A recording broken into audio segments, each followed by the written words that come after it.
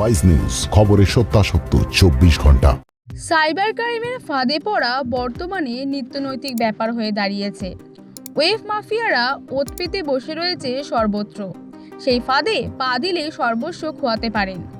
এটাতে ভার্চুয়াল যুগের অন্যতম একটা বড় সমস্যা, তা বলাই বাহুল্য। আমজনতা তো বটেই, তারকারাও সাইবার ক্রাইমের শিকার হচ্ছেন। এবার হ্যাকারদের কবলে রুক্মিণী মৈত্র। অভিনেত্রী ইনস্টাগ্রামে নিজেই জানালেন সেই খবর।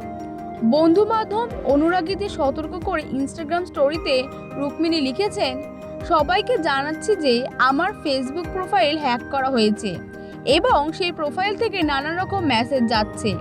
ওই মেসেজের কোনো উত্তর দেবেন না। সকাল থেকে আমাকে অনেকেই বিষয়টি জানিয়েছে। আমার সোশ্যাল মিডিয়া টিম পুরো বিষয়টি খতিয়ে দেখছে, শীঘ্রই ফিরব।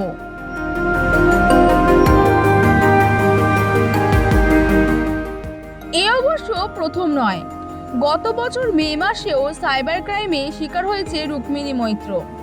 রুক্মিণী মৈত্রের ফেসবুকে প্রায় 1.3 মিলিয়ন ফলোয়ার্স রয়েছে।